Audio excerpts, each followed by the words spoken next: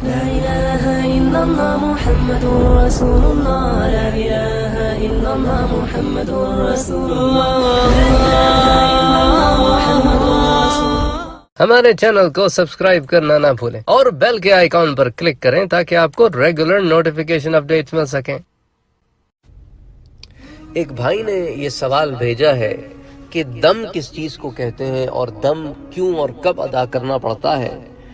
یہ دم جو ہے میرا بھائی، یہ آپ نے جو سوال عمرے اور حج سے متعلق کیا ہے، تو اگر حج اور عمرے میں کوئی چیز رہ جائے تو اس کے اوپر پھر دم واجب ہوتا ہے. اور دم ہوتا ہے بیسیکلی ایک جانور کا ذبح کرنا، اور اس جانور کا حرم میں ذبح ہونا بھی شرط ہے. آپ اپنے ملک میں بھی نہیں کر سکتے، سعودی عرب کے کسی اور جگہ بھی نہیں کر سکتے. تو اس کو ذبح بھی ہونا ہے اور حرم میں ذبح ہونا ہے. اچھا، جیسا مثال کے طور پر ایک آدمی ہے، وہ عمرہ کرنے آیا، لیکن بھائی صاحب نے طواف مطلب عمرے سے پہلے جو ہے وہ احرام ہی نہیں باندھا، اور ایک دن گزر گیا ان کو. پھر ان کو کسی نے بتایا کہ حضرت آپ کو تو احرام باندھ کر آنا چاہیے تھا حدود حرم میں. وہ پھر حدود حرم سے باہر گئے اور انہوں نے احرام باندھا اور پھر آئے، تو اب ان کو ایک دم پڑ گیا ہے کہ انہوں نے حدود حرم کو بغیر احرام کے کراس کیا، اور ایک عرصہ بھی گزر گیا. ایسا نہیں ہوا کہ آئے اور فوراً چلے گئے. تو وہ ایک علماء نے حل نکالا ہے کہ آپ دم سے بچ سکتے ہیں، لیکن آپ آئے اور آپ رہ گئے، ایک آدھ دن گزر گیا، تو اب آپ پہ دم پڑ گیا.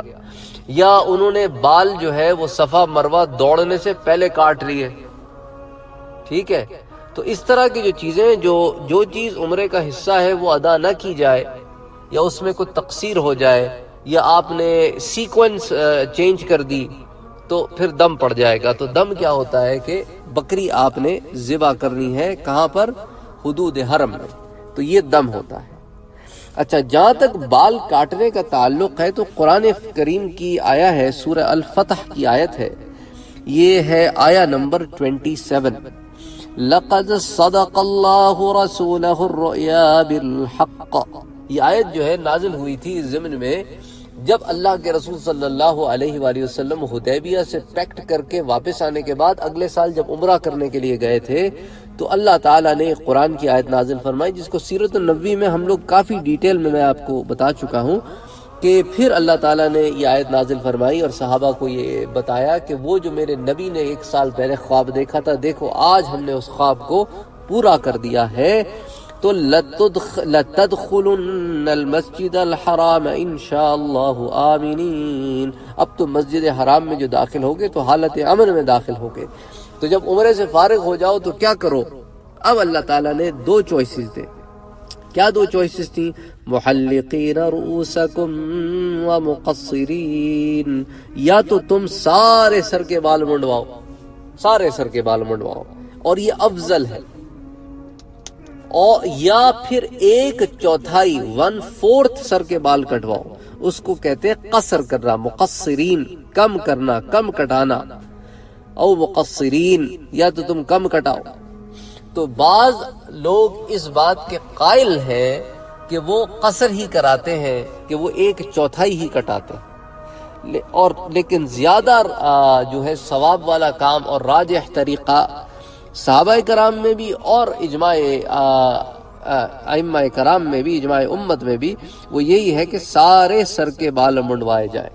وہ جو ادھر ادھر ٹک لگا لیتے ہیں نا، تھوڑے سے بال ادھر سے کٹا لیے، تھوڑے سے ادھر سے کٹا لیے، فیشن بھی نہ جائے، تو یہ جو ہے نا پھر اس پہ دم پڑ جاتا. پھر ایسی صورت میں دم پڑ جائے گا، کیونکہ آپ نے نہ 1/4 کٹائے ہیں، نہ سارے سر کے بال منڈائے. یا تو 1/4 کٹا لو، ثواب بھی کم لو، بال بھی کم کٹاؤ، یا سارے سر کے بال منڈوا لو. اور پھر اس کے بعد جو ہے وہ سنت کے مطابق زیادہ قریب بھی ہے. اور ان لوگوں کے لیے حضور صلی اللہ علیہ وسلم نے 3 دفعہ دعا فرمائی، اور مقصرین کے لیے 1 دفعہ دعا فرمائی. تو ہر لحاظ سے سارے سر کے بال کٹوانا بہتر ہے. جو نہیں کٹاتے وہ 1/4 تو کم سے کم کٹائیں. اس سے کم کٹانے پر پھر دم ہے، اور دم یہی ہے کہ آپ کو بکری ذبح کرنی ہوگی حدود حرم میں. ٹھیک ہے، اب اس بارے میں ذرا میرا بھائی کیئرفل رہنا. حرم میں یہ وہ کہتے ہیں نا، اللہ کے گھر میں بھی چور چوری سے باز نہیں آتا. یہ بکری ملتی ہے 350 ریال کی، وہ کہتے ہیں جی 200 ریال میں ہم کرا دیں گے، وہ بالکل جھوٹے ہوتے ہیں۔